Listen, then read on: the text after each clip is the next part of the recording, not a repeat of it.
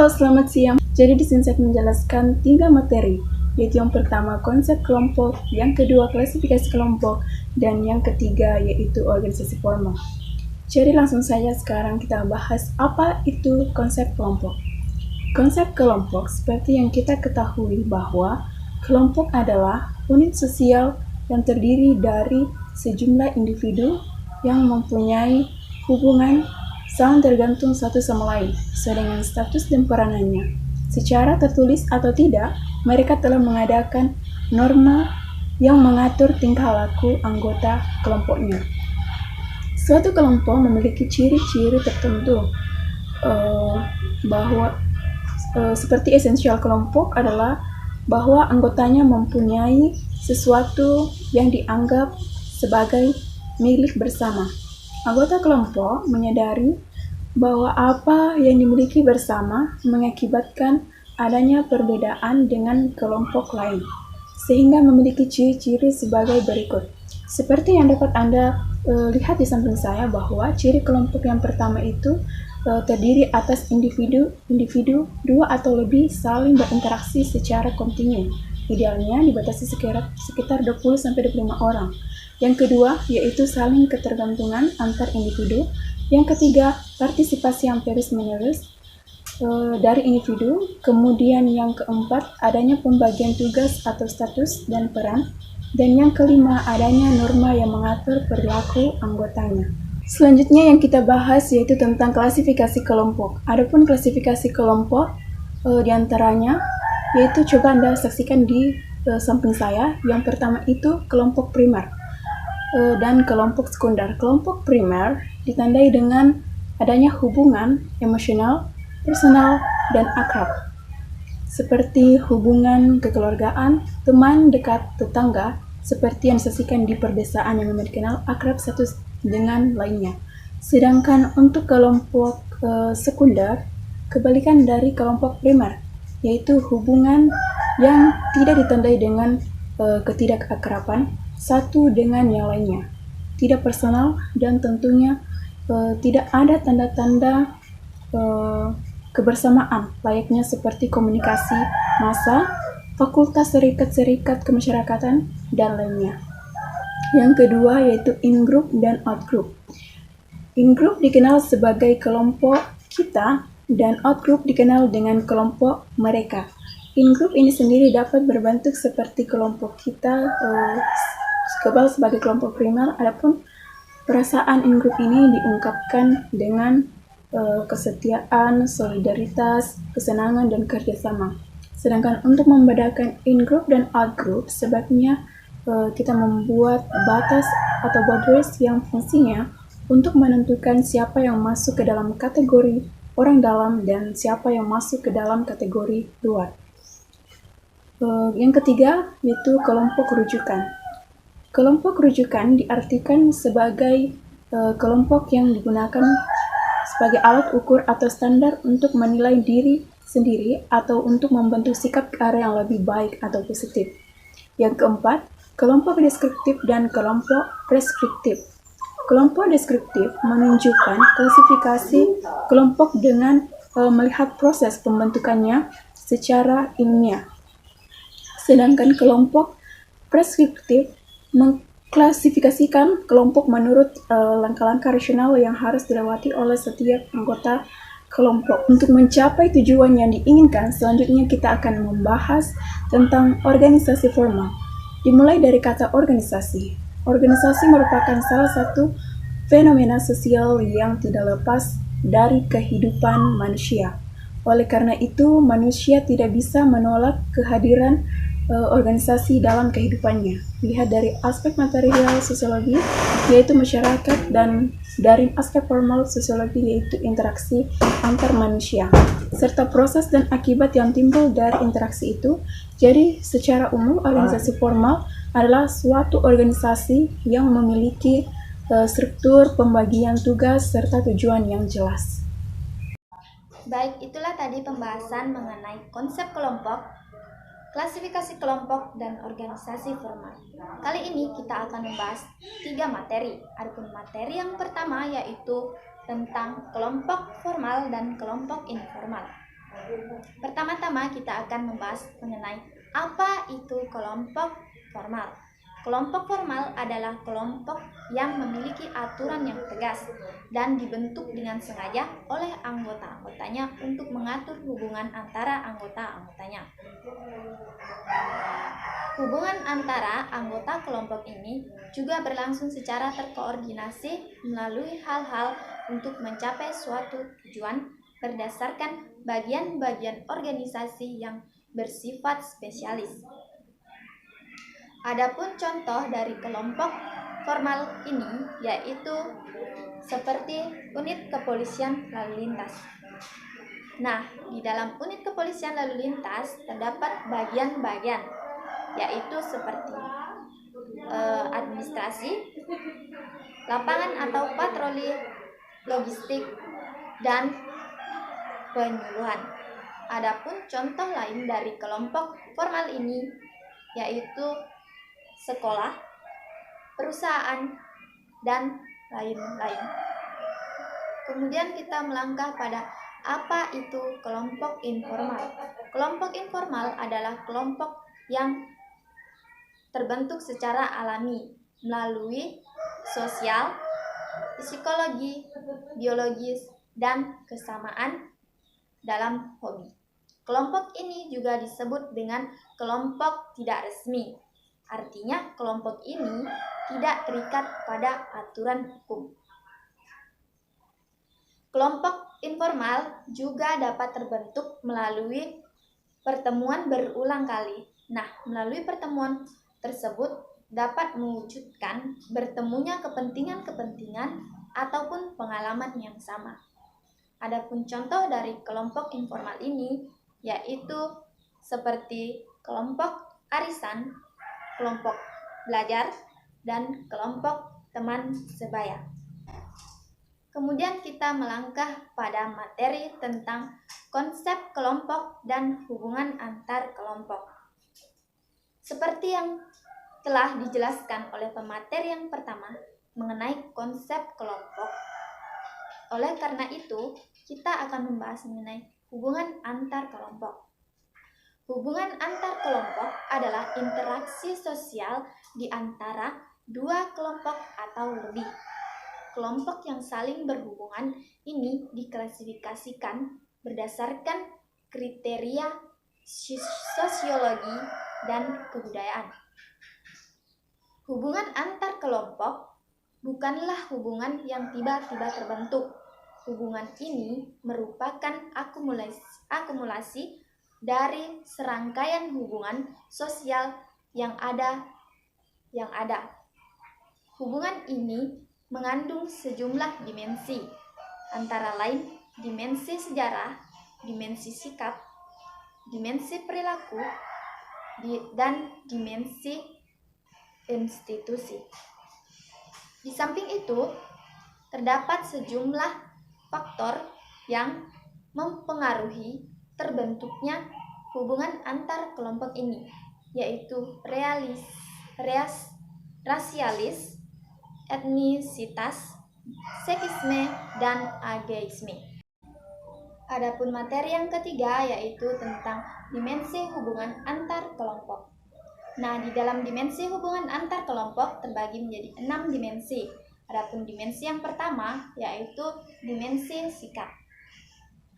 Dimensi sikap di mana hubungan antar kelompoknya dapat menimbulkan perwujudan sikap yaitu berupa prasangka atau prejudis. Sikap ini merupakan istilah yang mengacu pada sikap bermusuhan antara kelompok yang satu dengan kelompok yang lainnya, di mana kelompok lain memiliki ciri yang tidak menyenangkan. Namun, dugaan tersebut tidak berdasarkan bukti yang konkret. Adapun contoh dari dimensi sikap ini yaitu seperti orang pribumi di Sukabumi berpandangan bahwa orang Tionghoa cukup lihai dan curang dalam berdagang. Kemudian contoh lainnya seperti orang Sunda berpandangan bahwa orang Batak memiliki sikap yang kasar dan agresif. Kemudian dimensi yang kedua yaitu dimensi sejarah. dimensi sejarah di mana hubungan antar kelompoknya dapat dilihat melalui dimensi sejarah yang diarahkan pada masalah tumbuh dan berkembangnya hubungan antar kelompok. Hal ini dikarenakan stratifikasi etnik, stratifikasi jenis kelamin, dan stratifikasi usia. Nah, adapun contoh dari dimensi sejarah ini yaitu seperti kontak antara kelompok berkulit putih dan kelompok berkulit hitam pada masa politik di apartheid. Kemudian dimensi yang ketiga yaitu dimensi institusi. Dimensi institusi di mana hubungan antar kelompoknya dapat dilihat melalui institusi-institusi yang berada di masyarakat, seperti sosial, ekonomi, dan politik. Adapun contoh dari dimensi institusi ini yaitu seperti penduduk pada masa penjajahan dibagi menjadi 3 kelompok, yaitu kelompok orang Eropa, kelompok orang Asia Timur, dan kelompok orang pribumi, di mana setiap kelompok ini memiliki sistem hukum yang berbeda-beda. Kemudian dimensi yang keempat yaitu dimensi gerakan sosial, di mana hubungan antar kelompok ini dapat dilihat melalui gerakan sosial yang sering terjadi di masyarakat yang dipengaruhi oleh dominasi dan kekuasaan. Adapun contoh dari dimensi gerakan sosial ini yaitu seperti gerakan mahasiswa di seluruh Indonesia pada tahun 1998 yang berlangsung hampir setiap hari dengan tujuan melengsarkan presiden kala itu. Kemudian dimensi yang kelima yaitu dimensi perilaku, yaitu suatu kelompok yang membentuk suatu perilaku yang sering ditampilkan dalam hubungan antar kelompok yang satu dengan kelompok yang lain, yaitu diskriminasi. Adapun contoh dari dimensi perilaku ini yaitu seperti di kalangan kaum laki-laki menganggap bahwa kaum perempuan memiliki sifat yang lemah dan berwatak emosional. Kemudian dimensi yang keenam ataupun yang terakhir yaitu dimensi perilaku kolektif, merupakan tindakan yang terjadi yang relatif spontan dan tidak terstruktur dan tidak stabil dari sekelompok orang yang bertujuan untuk menghilangkan rasa ketidakpuasan dan kecemasan. Adapun contoh dari dimensi perilaku kolektif ini yaitu seperti penyerangan yang dilakukan oleh sekelompok orang terhadap kelompok lain karena anggota kelompoknya atau anggota kelompok tersebut dipukuli oleh kelompok lain. Untuk materi selanjutnya akan dibahas oleh rekan saya. Kelompok mayoritas dan minoritas. Pembahasan mengenai hubungan antar kelompok merupakan pembahasan mengenai stratifikasi sosial. Bila mana kita berbicara mengenai dua kelompok yang berada dalam strata berbeda atas dasar adanya ketidaksamaan dalam berbagai bidang kekuasaan dan prestasi. Kinloch mendefinisikan mayoritas sebagai suatu kelompok kekuasaan. Kelompok tersebut menganggap dirinya normal, sedangkan kelompok lain dianggap tidak normal serta lebih rendah karena dinilai mempunyai ciri tertentu. Atas dasar anggapan tersebut, kelompok ini tersebut mengalami eksploitasi dan diskriminasi. Menurut Kinloch, mayoritas dapat saja berdiri atas sejumlah kecil orang yang berkuasa atas sejumlah besar orang lain. Dari segi ini penting diperhatikan karena ada ilmuwan sosial yang berpendapat bahwa Konsep mayoritas didasarkan pada keunggulan jumlah anggota. Kinloch juga mengaitkan hubungan sosial antar kelompok mayoritas dan kelompok minoritas. Ras memiliki kelompok manusia yang mempunyai bawaan ciri-ciri fisik yang sama. Secara garis besar itu manusia dibagi dalam 3 kelompok ras utama, yaitu ras mongoloid, yaitu yang berwarna kuning dan coklat, ras negroid yang berkulit hitam, dan ras kaukasoid yang berkulit putih. Kelompok etnik. Kelompok etnik sendiri adalah kelompok yang diakui masyarakat sebagai kelompok sendiri yang dapat dicirikan dengan bahasa, agama, budaya, dan ciri biologis. Keturunan dan bahasa memegang peranan besar dalam keberlangsungan kelompok etnik karena banyak kebiasaan adat yang diturunkan secara turun-temurun. Sedangkan penggolongan berdasarkan pribumi dan non-pribumi dapat dilihat dari segi lahir seseorang. Seseorang dikatakan pribumi jika ia lahir di wilayah negara dan menetap di sana serta mendapatkan status sebagai warga negara tersebut. Sebaliknya, seseorang dikatakan non-pribumi jika bukan warga negara tersebut. Contoh dari non-pribumi adalah warga negara Inggris yang sedang berlibur di Indonesia. Agama yang diakui di Indonesia antara lain yaitu Islam, Kristen, Katolik, Hindu, Buddha, Konghucu. Masyarakat pemeluk agama-agama tersebut dapat dibedakan dengan mudah dari keyakinannya. Sekarang ini seseorang lebih mudah diidentifikasi agamanya karena banyak yang sudah menggunakan simbol-simbol agamanya. Contohnya adalah perempuan yang berhijab dapat didefinisikan jika ia adalah pemeluk agama Islam. Assalamualaikum warahmatullahi wabarakatuh. Saya dari kelompok 1. Di sini saya akan menjelaskan beberapa poin, yaitu poin ke-10, ke-11 dan 12. Di sini saya akan menjelaskan poin ke-10 yaitu rasisme. Rasisme merupakan salah satu bentuk tindakan sosial yang kerap kali ditemukan dalam kehidupan masyarakat.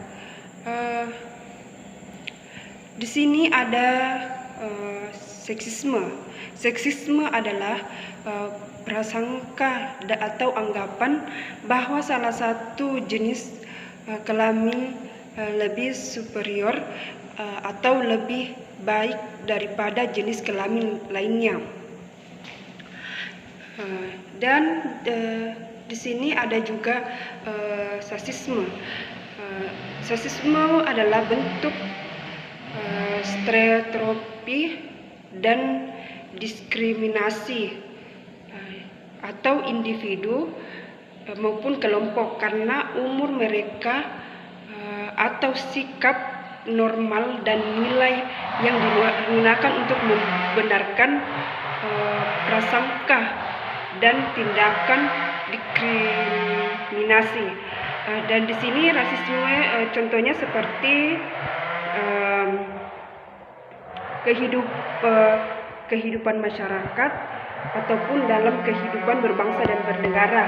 Sedangkan seksisme contohnya adalah laki-laki lebih cocok menjadi pemimpin atau ketua sementara perempuan tidak. Dan ageisme contohnya seperti nilai-nilai yang digunakan untuk membenarkan prasangka dan tindakan.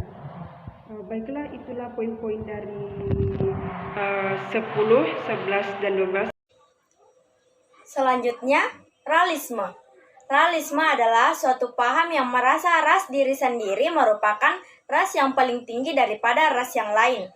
Realisme ini biasanya dikaitkan dengan paham diskriminasi, suku, agama, ras, golongan, atau ciri-ciri fisik pada seseorang. Rasisme secara umum dapat diartikan sebagai serangan sikap, kecenderungan pernyataan, dan tindakan yang menggugurkan atau memusnahkan kelompok masyarakat terutama karena identitas ras. Beberapa penyebab dari rasisme adalah sebagai berikut. Yang pertama, sosialisasi dari keluarga. Pada apa saja yang kamu ajarkan kepada anakmu kelak akan melekat dalam diri seorang anak. Hal ini berarti orang tua menjadi salah satu di antara faktor penyebab rasisme muncul.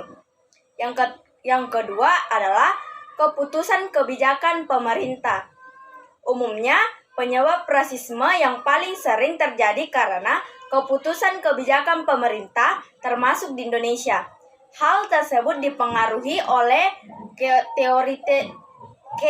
keteoriteran dari pemerintah dan pemimpin. Yang ketiga, budaya serta adat istiadat. Budaya dan adat istiadat setiap pelosok daerah atau bangsa tentu sajalah berbeda, yang otomatis mempengaruhi pikiran serta pemahaman perasaan antar golongan. Selanjutnya, pola hubungan. Pola hubungan adalah bentuk dari suatu hubungan yang menimbulkan interaksi. Kita tahu, dalam masyarakat banyak sekali bentuk-bentuk kelompok sosial. Antara satu kelompok dengan kelompok yang lain pasti ada yang namanya komunikasi dan terjadi kontak. Nah, adanya interaksi, komunikasi, dan kontak tadi, bagian dari interaksi, itu mengakibatkan pola dalam masyarakat. Contoh pola hubungan antar kelompok yaitu di negara Myanmar. Etnis Rohingya di Myanmar diusir oleh pemerintah yang ada di sana karena tidak dianggap bagian dari kelompok masyarakat tersebut. Makanya terjadi pengusiran terhadap etnis Rohingya tersebut. Nah, pengusiran tersebut merupakan pola hubungan antar kelompok di dalam masyarakat. Nah, kelompok Rohingya diusir oleh kelompok dominasi di Myanmar, yaitu masyarakat asli di Myanmar tersebut. Nah, itu adalah contoh pola hubungan antar masyarakat. Michael Batten mengemukakan bahwa terdapat berbagai kemungkinan pola hubungan antar kelompok, yaitu yang pertama akulturasi, yang kedua dominasi, yang ketiga paternalisme, yang keempat integrasi, dan yang kelima pluralisme. Kita akan membahas semuanya. Yang pertama adalah akulturasi. Akulturasi adalah proses pertemuan dua budaya atau lebih yang lambat laun diterima dan tanpa menyebabkan hilangnya kepribadian kebudayaan itu sendiri, dan ada perpaduan dan pembauran. Yang kedua adalah dominasi. Dominasi adalah suatu kelompok yang ingin menguasai kelompok yang lain.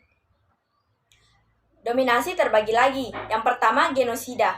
Genosida adalah ingin memusnahkan salah satu kelompok etnis.